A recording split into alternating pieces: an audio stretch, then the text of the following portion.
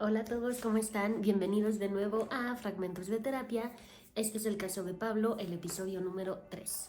Y bueno, pues como nos habíamos quedado en el episodio anterior, habíamos platicado pues de un montón de cosas que pasaban alrededor de la vida de Pablo. No era solamente el problema con Julieta, no era solamente el problema con los hijos, sino que ya empezaban a aflorar un poco más de situaciones que a lo mejor de momento no se veían tan claras, sino hasta que lo empezó a hablar, fue que pues empezaron ahora sí que a brotar, a salir, y eso a mí me daba muchísima información para poder trazar un camino terapéutico y poder pues abordar mejor cada una de las situaciones que le estaban agobiando. Nos habíamos quedado en que, bueno, pues él se había enojado muchísimo con Rafa, con su hijo, porque había chocado el coche. Eh, También habíamos hablado del padrastro, que no había sido precisamente el ejemplo de padre que hubiera querido tener. Habíamos hablado también del tema sexual con Julieta. Él ya no tenía ningún deseo sexual, o sea, sí lo tenía, pero no podía llevarlo a cabo.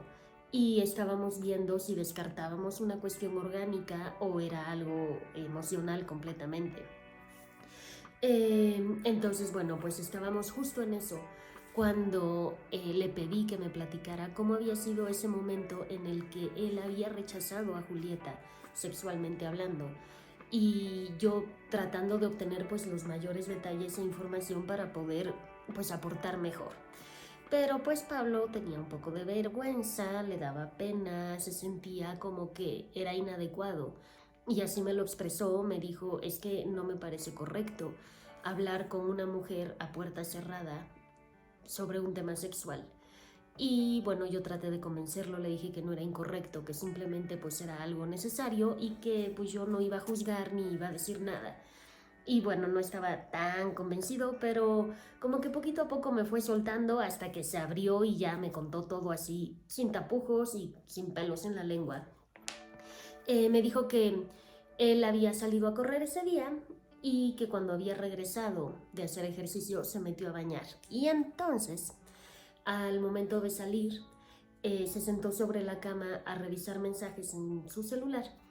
Y pues en ese momento llegó Julieta y ahí le daba mucha pena. Y pues me decía, llegó, tú sabes, ¿no?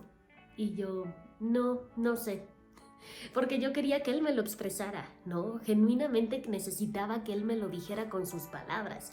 Y no solo porque yo no fuera a imaginar cosas, ¿no? Que también es un riesgo, sino porque pues es terapéutico decir las cosas por su nombre y como son. Entonces sí, como que él me decía, tú sabes, ¿no? Y yo, no, no sé, explícamelo. Tú entiendes, ¿no? Y yo, no, no entiendo, a ver, dímelo. Entonces, bueno, pues finalmente me dijo que, pues que se había sentado en la cama, llegó a Julieta y le quita el celular. Y, o sea, tal cual sus palabras fueron, no sé quién se cree. Llegó de la nada, me quitó el celular y se me sentó encima. Y hasta ahí, pues, no pasaba nada. Era francamente, pues, algo que puede pasar en un matrimonio de tantos años. Pero luego dijo algo así como, no te preocupes, yo voy a hacer todo. Y ahí fue cuando me lo dijo así. Me dijo, sentí como que algo explotaba dentro de mí. O sea, de verdad me dio una mezcla de náuseas, asco, nervios, no sé qué me pasó.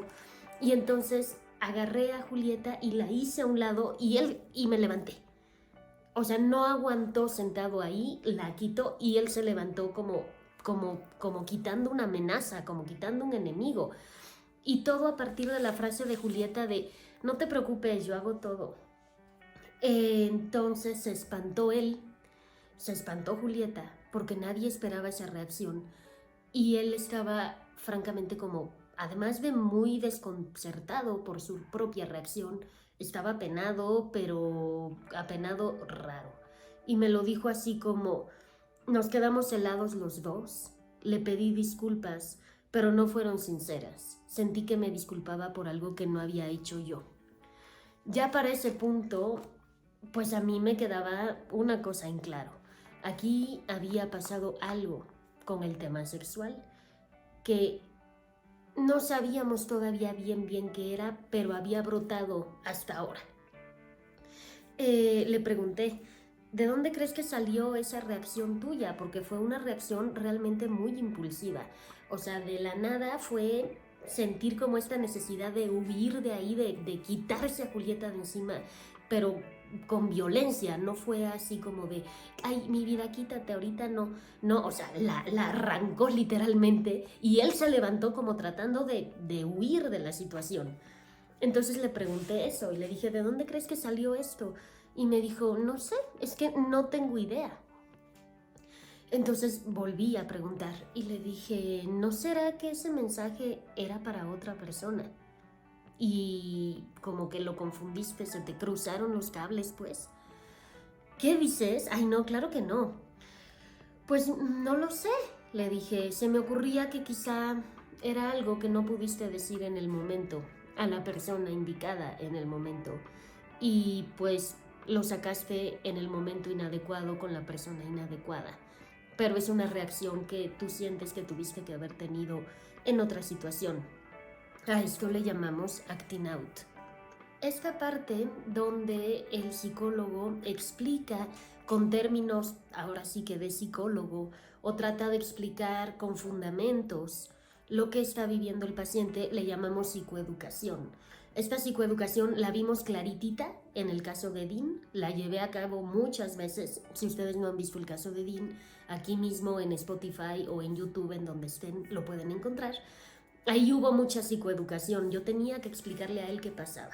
Y acá pasó exactamente igual, tuve que explicarle a Pablo que era un acting out y que no era que él estuviera perdiendo la cabeza, le estuvieran pasando cosas raras, sino que es una reacción que podemos llegar a tener y que a veces nos damos cuenta, a veces no, pero siempre es en aras de como subsanar o compensar algo que se debió haber hecho en otro momento con otra persona. Después de que le expliqué que si no era este un mensaje para alguien más, se quedó completamente en silencio. Todo. Un rato. Digo, tampoco media hora, ¿no? Pero unos minutos en silencio, como que se quedó meditando y después él solito lo rompió y me dijo, bueno, a ver ya, pero ¿qué vamos a hacer con lo de Julieta? ¿Esto es una enfermedad o qué? O sea, ¿cómo lo vamos a resolver? Era tal su necedad, su intensidad con el tema, que yo, llegada a este punto, ya tenía dos opciones en mi mente. La primera era que había sufrido algún tipo de abuso y no recordaba. Y la segunda era que había sufrido algún tipo de abuso, pero no me lo quería decir. Esa otra también suele ser muy común en pacientes. Se acuerdan, lo saben, pero prefieren guardar silencio por pena, por mantener una imagen, porque es un tema tan doloroso que no lo quieren tocar, o por las razones que sean. Yo tomaba en cuenta el hecho de que hablar de sexo le pareciera incorrecto, todos estos como señales, el acting out, la pérdida de interés sexual con su esposa, etcétera, etcétera, pues yo me inclinaba a pensar que era la segunda opción, que sí había habido un abuso, pero que él no quería comentármelo. Y me sorprendí muchísimo cuando después, en algunas semanas más adelante, me di cuenta de que estaba equivocada y era la opción 1. Algo había pasado, pero no recordaba nada. Y no recordaba no porque hubiera sido un bebé o porque hubiera estado drogado no recordaba porque también ese es un mecanismo de defensa de la mente. Muchas veces es tanto, tan intenso o tan desagradable o tan amenazante una situación que sobrepasa, digamos, nuestra capacidad de digerirlo emocionalmente, mentalmente. Y entonces el cerebro dice, esto es demasiado, no sé qué hacer con él, así es que, ¡pum!, vamos a olvidarlo y ya está, aquí no pasó nada. El problema es que nos olvidamos del hecho como tal, pero nos comportamos de maneras diferentes que quien no ha vivido una situación así. Elegí no seguir por ese camino, así es que le dije, mira Pablo, yo creo que es mejor no precipitarnos con el tema del tema sexual con Julieta. Yo creo que lo mejor es darle tiempo. Quizá esto fue un evento aislado y no vuelve a suceder y ya nos estamos súper agobiando. Mejor, a ver, cuéntame, ¿cómo van las cosas con Rafa? ¿Ya se contentaron? ¿Ya está más tranquilo el ambiente? Uf, suspiró. Ese era otro tema. Sí, bueno, o sea, sigo muy apenado. O sea, es que no fui yo. De verdad, me súper odié y me sigo odiando por haber reaccionado de esa manera y por esa escena tan enorme que hice por un carro. Pero es que de verdad no sé qué me pasa. También quiero que me digas qué me pasa. O sea, es que no puedo evitar querer golpear, insultar, gritar, aventar cosas. O sea, no. De hecho, acabo de tener un problema con Romina exactamente igual. O sea, sentí como este calor por adentro, esta necesidad de sacar como un demonio que traigo ahí guardado. No sé, es como rarísimo. O sea, lo que pasó con Romina es que ella tenía un novio y nos lo presentó y venía a comer y lo invitábamos en las salidas de los domingos y lo invitábamos a eventos familiares y el novio por acá y el novio por allá, y de repente resulta que corta con el novio, no nos dice la razón, pero ya era un novio como muy formal. Romina conocía a la familia de él y nosotros lo conocíamos a él y lo acogimos muy bien, y ahora resulta que ya no son novios y unas semanas después ya tiene un novio nuevo. O sea, ¿cómo? O sea, ¿en qué cabeza cabe? Se acaba de cortar de una relación súper formal de mucho tiempo, no tiene ni un mes y ahora ya tiene un novio nuevo. O sea, ¿qué le pasa? Le dije, me enojé. O sea, le dije que era una piruja. Le dije que en mi casa yo no quiero zorras. Y no es igual eso que lo que piensas de tu mamá. Me miró con muchísima sorpresa, no lo había notado. O sea, sí lo agarré como en curva completamente. Y le dije, te sorprendí, ¿verdad?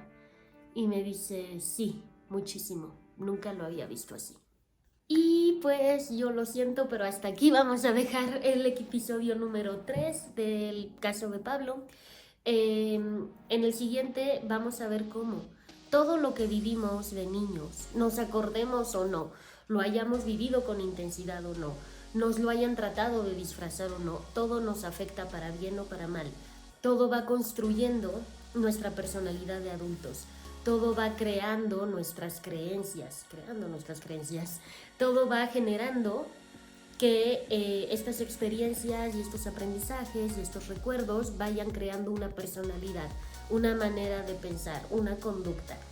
En el próximo capítulo Pablo nos va a contar un poco más de cómo era la relación con su padrastro, con su mamá, cómo era la dinámica en la familia, y vamos a ver cómo todo afecta, y el saberlo nos da una gran herramienta, porque los que tenemos niños cerca vamos a ver la importancia del buen trato, la importancia de la educación, la importancia del acompañamiento, del cariño, de todas esas cosas que a veces pensamos que no son tan importantes y bueno, a mí no me lo dieron o a mí me educaron así y acá estoy.